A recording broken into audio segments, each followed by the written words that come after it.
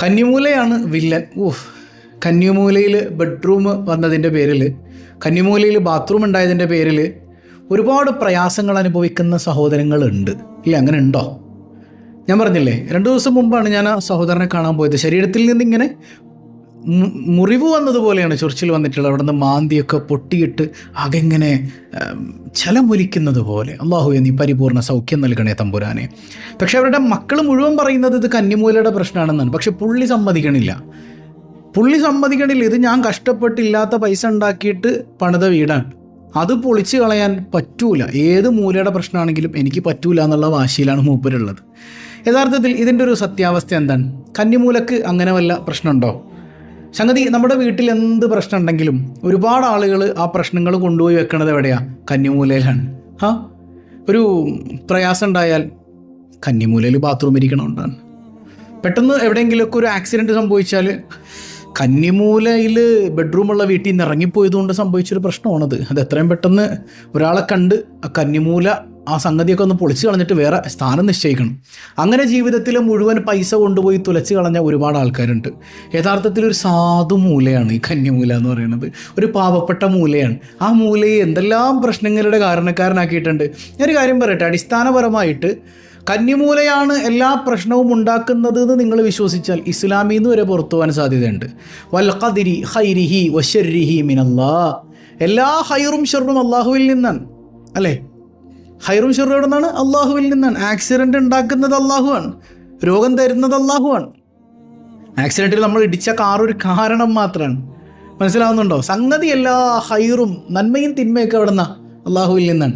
നമുക്കറിയുന്ന അള്ളാഹ് കാരുണ്യവാനാണ്, ഷാഫിയാണ്, രോഗം ശിഫയാക്കുന്നവനാണ്, ബർക്കത്ത് നൽകുന്നവനാണ്. പക്ഷേ ഇടങ്ങേറാക്കുന്ന അല്ലാഹുവായ പടച്ചവനെ നമുക്കറിയാൻ പാടില്ല.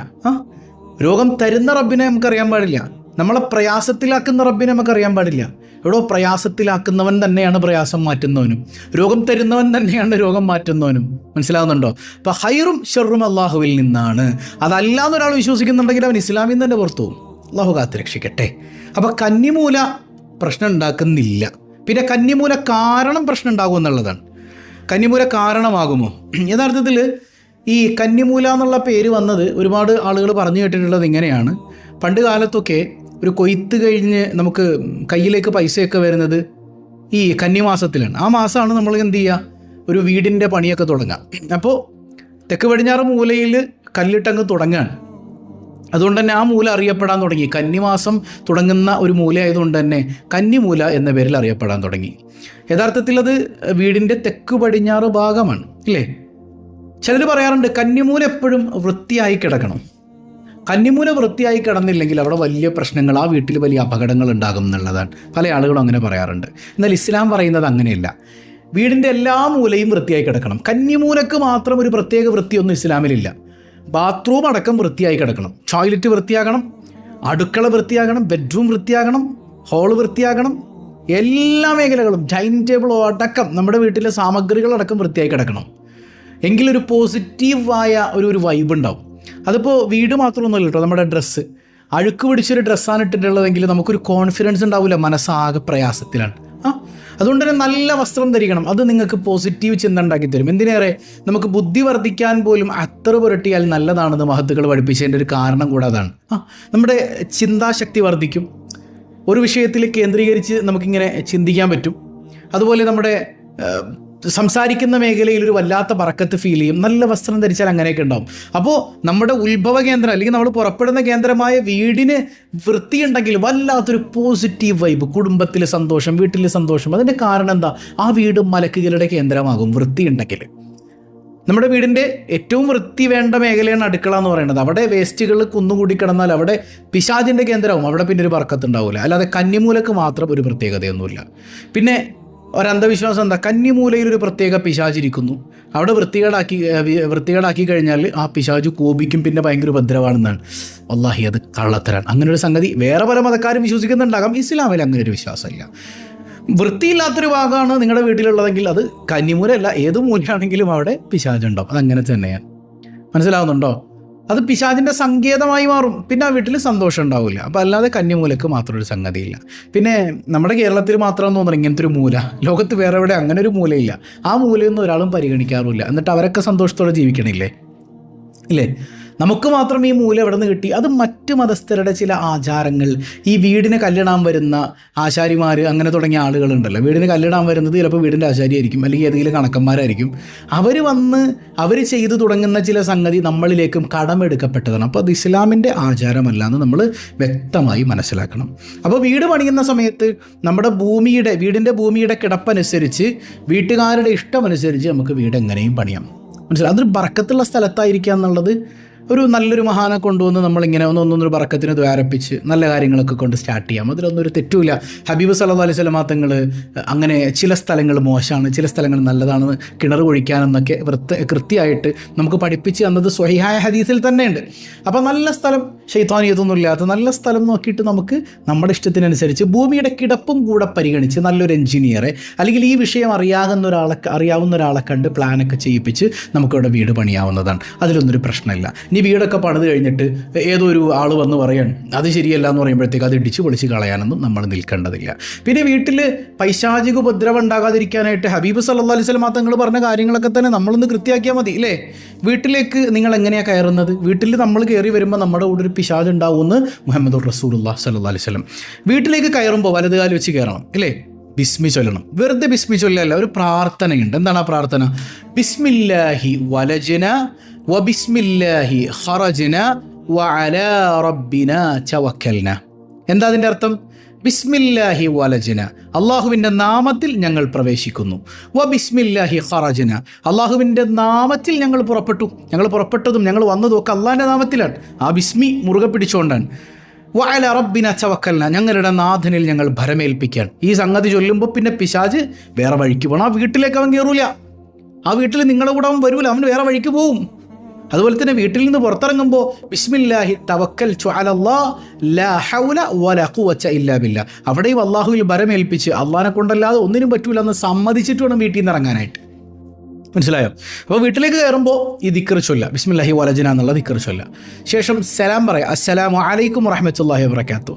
ഇനി ആരുമില്ലാത്ത വീട്ടിലേക്കാണ് കയറുന്നതെങ്കിൽ അസ്സലാമു അലൈനാ വഅലാ ഇബാദില്ലാഹി സ്വാലിഹീൻ എന്ന് സലാം പറയണം.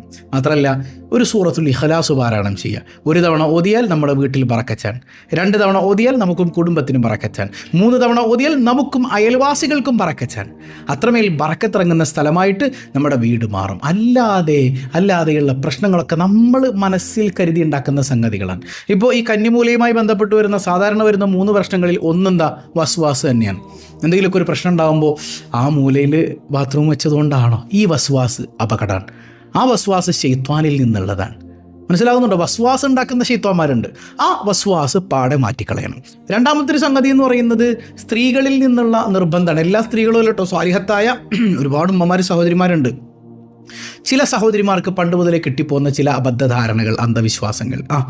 അല്ലേ? എന്താണ്, തുമ്മിയാൽ കണ്ടാ എന്നെക്കുറിച്ച് ആരാണ്ട് പറയുന്നുണ്ട് അല്ലേ? അങ്ങനെയുള്ള അന്ധവിശ്വാസങ്ങളൊക്കെ പല സ്ത്രീകൾക്കും ഉണ്ട്. അതൊന്നും ഉണ്ടാകാൻ പാടില്ല. എന്നതുപോലെ അവരിങ്ങനെ നിർബന്ധിക്കും, കന്നിമൂലയിലാണ് ബാത്റൂം, കന്നിമൂലയിലാണ് ബെഡ്റൂം, പാടില്ല, വേഗം പൊളിക്കണം. പ്രശ്നമാണ്. മൂന്നാമത്തെ പ്രശ്നം എന്താ? ഏതെങ്കിലുമൊക്കെ കണക്ക് നോക്കണത് നല്ല ആളുകളല്ല കേട്ടോ, ചില വ്യാജന്മാർ. അത് തലയിൽ കെട്ടിയവരും ഉണ്ടാവും, അല്ലാത്തവരും ഉണ്ടാവും. മനസ്സിലാകുന്നുണ്ടോ? ചില വ്യാജന്മാരായ ആളുകൾ വന്നിട്ട്, ഇതിനെക്കുറിച്ചൊന്നും മനസ്സിലാകാത്ത ആളുകൾ വന്നിട്ട് അത് വേഗം പൊളിക്കണം. ഇവൻ പാവപ്പെട്ടവൻ, കയ്യിലില്ലാത്ത പൈസ ഉണ്ടാക്കി വെച്ച് വീട് പൊളിക്കണം എന്ന് പറയാനായിട്ട് അത് കേൾക്കാൻ കാത്തിരിക്കുകയാണ് ഇവർ പൊളിക്കാൻ പോകാനും. അതും ചെയ്യരുത്, അതിൻ്റെ കാര്യമൊന്നുമില്ല. എന്നാൽ അള്ളാഹിൻ്റെ ഔലിയാക്കളിൽപ്പെട്ട സ്വാലിഹായ ഒരു മനുഷ്യൻ പറയാൻ, ഈ വീട്ടിൽ താമസിക്കേണ്ട കേട്ടോ, നിങ്ങൾ മാറിക്കോ എന്ന് പറഞ്ഞാൽ പിന്നെ നമ്മൾ അവിടെ നിന്ന് ഇറങ്ങണം. അത് അള്ളാഹുവിൻ്റെ വലിയാണ് പറയുന്നത്. അല്ലാതെ കണക്ക് നോക്കിയിട്ട് ഏത് ചങ്ങാതി പറഞ്ഞാലും നമ്മൾ അതിൻ്റെ പിന്നാലെ നടക്കേണ്ട കാര്യമില്ല. മനസ്സിലാവുന്നുണ്ടോ? പിന്നെ അങ്ങനെ ഒരു കന്നിമൂലയുമായി ബന്ധപ്പെട്ട അള്ളാഹിൻ്റെ ഔലിയാക്കളൊന്നും പറയാനും പാടില്ല. അങ്ങനെ ഒരു മൂല ഇല്ല ഇസ്ലാമിൽ. അതിന് നിങ്ങൾ ഒരു ബന്ധവും കൊടുക്കേണ്ടതില്ല. മനസ്സിലാവുന്നുണ്ടല്ലോ? പിന്നെ യഖീൻ വേണം എന്നുള്ളതാണ്. യഖീൻ അല്ലേ? മാനസികം ഉറപ്പിക്കുക. ഖൈറും ശർറുക റബ്ബിൽ നിന്നാണ്. അല്ലാത്ത കാരണങ്ങളുടെ ഉപദ്രവങ്ങളിൽ നിന്ന് അള്ളാഹുവിനോട് കാവൽ തേടുക. അതിനാണ് നമ്മൾ നേരത്തെ പറഞ്ഞ ആ ദിക്റുകളൊക്കെ ചൊല്ലുക. വീട്ടിൽ നിസ്കാരവും കാര്യങ്ങളൊക്കെ ഉണ്ടാകണം. അള്ളാഹ് തൃപ്തിപ്പെടുന്ന കാര്യങ്ങൾ ഉണ്ടാകണം. സമാധാനത്തിനുള്ള വഴികൾ തേടണം. മനസ്സിലാവുന്നുണ്ടോ? പിന്നെ മറ്റു മതസ്ഥരുടെ ആചാരം, ആ മൂല അത് നമ്മൾ കടമെടുക്കേണ്ടതില്ല. ലക്കും ദീനുക്കും വലിയ ദീൻ. അവർക്ക് അവരുടെ മതം, നമുക്ക് നമ്മുടെ മതം. അതുപോലെ തന്നെ ഈ നമ്മൾ ജ്യോത്സ്യന്മാരെ സമീപിക്കുന്നൊരവസ്ഥ ഉണ്ടാകാൻ പാടില്ല. ചില ആളുകൾ അങ്ങനെ പറഞ്ഞു. പല മറ്റു മതസ്ഥരായ ജ്യോത്സ്യന്മാരെയൊക്കെ ഞങ്ങൾ കണ്ടു എന്നാണ്. അങ്ങനെ പോയി കാണുന്ന പക്ഷം നമ്മുടെ ഈമാൻ ഉയർന്നു പോകും. അവനും എൻ്റെ ഖുർആനും തമ്മിൽ, അള്ളാൻ്റെ ഖുർആനും തമ്മിലൊരു ബന്ധമില്ല എന്ന് മുഹമ്മദുർ റസൂലുള്ളാഹ്, ആ ഖുർആനിനെ അവൻ അവിശ്വസിച്ചിരിക്കുന്നു എന്ന് സയ്യിദുനാ റസൂലുള്ളാഹി സ്വല്ലല്ലാഹു അലൈഹി വസല്ലം തങ്ങൾ കൃത്യമായിട്ട് പഠിപ്പിക്കുന്നുണ്ട്. അപ്പോൾ ആ വിഷയത്തിൽ സൂക്ഷ്മത പാലിക്കുക. അതുപോലെ തന്നെ നമ്മൾ വീട് പണിയുന്ന സമയത്ത് കല്ലിടാനായിട്ട് സ്വാലിഹായ ഒരു മനുഷ്യനെ കൊണ്ടുവരിക, അതൊക്കെ വളരെ നല്ല കാര്യമാണ്. ഹബീബ് സല്ലല്ലാഹു അലൈഹി വസല്ലം തങ്ങൾ അങ്ങനെ കല്ലിട്ടിട്ടുണ്ട്. ഹബീബായ സയ്യിദുനാ റസൂലുള്ളാഹി സ്വല്ലല്ലാഹു അലൈഹി വസല്ലം തങ്ങൾ അങ്ങനെ കല്ലിട്ടിട്ടുണ്ട്. അതുകൊണ്ട് തന്നെ നമുക്കും അങ്ങനെ കല്ലിടിക്കാവുന്നതാണ്. അപ്പോൾ ഇനി നിങ്ങൾ ഈ വിഷയം മനസ്സിലാക്കുക. നമ്മുടെ കന്നിമൂലയിൽ, ആ മൂലയിൽ ബാത്റൂം വന്നതുകൊണ്ടൊരു കുഴപ്പമില്ല, അവിടെ ബെഡ്റൂം വന്നതുകൊണ്ടൊരു കുഴപ്പമില്ല. അതൊക്കെ നമ്മുടെ തെറ്റിദ്ധാരണ മാത്രമാണ്. അതൊക്കെ മാറ്റി വെക്കുക. മനസ്സിലാകുന്നുണ്ടോ? ചില ആളുകൾ പറയും കന്നിമൂലയിൽ ബാത്റൂം വന്നാൽ നിത്യരോഗം ഉണ്ടാവും, അതുപോലെ തന്നെ അകാല മരണം, പെട്ടെന്നുള്ള മരണം ഉണ്ടാവും, അതുപോലെ ചൊറിച്ചിൽ മാറൂല, അതുപോലെ വീട്ടിൽ കുടുംബ വഴക്ക് മാറൂല, മക്കളനുസരിക്കൂല. അതൊക്കെ വെറും അന്ധവിശ്വാസം മാത്രമാണ്. ഇനി അങ്ങനെ ഉണ്ടെങ്കിൽ അതിൻ്റെ കാരണക്കാർ നിങ്ങളാണ്. എന്തെങ്കിലുമൊക്കെ ചെയ്യാത്ത പൈശാചിക ഉപദ്രവത്തിന് കാരണങ്ങൾ നിങ്ങൾ തന്നെ ഉണ്ടാക്കിയിട്ടുണ്ടാവും. മനസ്സിലാവുന്നുണ്ട്? അപ്പോൾ അതൊക്കെ മാറ്റിക്കളയാനുള്ള അധികാറുകളും നിങ്ങൾ നന്നാവുക എന്നുള്ള ആ മെയിൻ കാരണത്തെയും മുറുകെ പിടിച്ചുകൊണ്ട് വീട്ടിൽ ജീവിക്കാം. അള്ളാഹു സന്തോഷം തരുന്നുള്ളതാണ്. പിന്നെ ഹബീബ് സല്ലല്ലാഹു അലൈഹി വസല്ലം തങ്ങൾ പഠിപ്പിച്ചു തന്ന മനോഹരമായ മാർഗ്ഗം ഉണ്ടല്ലോ. നമ്മൾ വീട്ടിലൊരു ദിവസം സൂറത്തുൽ ബഖറ ഓതിക്കഴിഞ്ഞാൽ പിശാച് കീഴ്വായി വിട്ടുകൊണ്ട് വരണ്ടോടും എന്നാണ് പഠിപ്പിച്ചത്. മനസ്സിലായോ? അപ്പോൾ കന്നിമൂലയിലെ പിശാച് മാത്രം ഓടൂല, അതവിടെ ഇരിക്കും. അങ്ങനെയൊന്നുമില്ല, പിശാച് വരണ്ടോടും. മാത്രമല്ല മഹാന്മാർ ചെയ്തിരുന്ന കാര്യം സ്വഹാബത്ത് പോലും ചെയ്തിരുന്നു. അബൂദർ റളിയല്ലാഹു അൻഹു ഒക്കെ വീട്ടിലേക്ക് കയറി വരുമ്പോൾ വീടിൻ്റെ 4 മൂലയിലും ആയത്തുൽ കുർസി പോയി ഓതുമായിരുന്നു. വീടിൻ്റെ 4 മൂലയിലും, വീടിൻ്റെ അകത്ത് നിന്നാൽ മതി. എന്നിട്ട് എന്ത് ചെയ്യുക? ആയത്തുൽ കുർസി ഓതുക. എത്ര സിമ്പിളാണ്. എത്ര വലിയ പൈശാചികതയും അവിടെ നിന്ന് ഇറങ്ങിപ്പോകാനും അതുപോലെ തന്നെ വീട്ടിൽ സമാധാനവും സന്തോഷമൊക്കെ അള്ളാൻ്റെ കാരുണ്യം കൊണ്ട് നിറയാനും ഒക്കെ കാരണമാകും. മനസ്സിലാവുന്നുണ്ടോ? അപ്പോൾ ആ വിഷയത്തിൽ സൂക്ഷ്മത പാലിക്കുക. കന്നിമൂല അങ്ങനൊരു മൂല ഇസ്ലാമിലില്ല. തെറ്റിദ്ധാരണകൾ നീക്കുക. അള്ളാഹു സ്വബാഹുൽ ഖൈറിൻ്റെ അഹ്ലുകാരെ മുഴുവൻ ഹക്കിൻ്റെ അഹ്ലുകാരായി ഉറപ്പിച്ച് നിർത്തുമാറാകട്ടെ. അപ്പോൾ ഇന്ന് ഉച്ചയ്ക്ക് 2 മണിക്ക് നമ്മുടെ ഫിസുമോളുടെ വീഡിയോ വരുന്നുണ്ട്. 2 മണിക്ക് എല്ലാവരും ആ ചാനൽ കാണാൻ മറക്കരുത്. അള്ളാഹു ബറക്കത്ത് ചെയ്യട്ടെ. എല്ലാ പ്രയാസങ്ങളും അള്ളാഹു ദൂരീകരിച്ച് നൽകുമാറാകട്ടെ. കഴിഞ്ഞ ദിവസം നമ്മൾ ചോദിച്ച ചോദ്യം എന്താണ്? മഹദിയായ സയ്യിദത്തുന ഫാത്തിമ റളിയല്ലാഹു അൻഹയ്ക്ക് എത്ര മക്കളുണ്ടെന്നാണ്. പലരും തെറ്റെഴുതിയിട്ടുണ്ട്, ശരി എഴുതിയവരുണ്ട്. ഫാത്തിമ ബീവിക്ക് 5 മക്കളുണ്ടായിരുന്നു. നമ്മൾ ഹസൻ ഹുസൈൻ തങ്ങളുടെ പേര് മാത്രം പറയാറുള്ളത് അല്ലേ?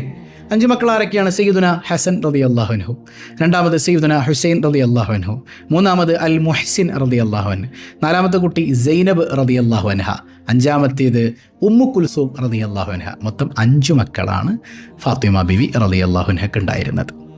അള്ളാഹു എല്ലാവർക്കും ബറക്കത്ത് ചെയ്യട്ടെ. ഇന്നത്തെ ചോദ്യം, സയ്യിദത്തുന ഫാത്തിമ റളിയല്ലാഹു അൻഹ മുത്തുനബി സല്ലല്ലാഹു അലൈഹി വസല്ലം തങ്ങൾ വഫാത്തായതിനു ശേഷം എത്ര നാൾ കഴിഞ്ഞിട്ടാണ് വഫാത്തായത്? കമൻറ്റ് ചെയ്യണം കേട്ടോ. അല്ലാഹു എല്ലാവർക്കും സന്തോഷം നൽകട്ടെ.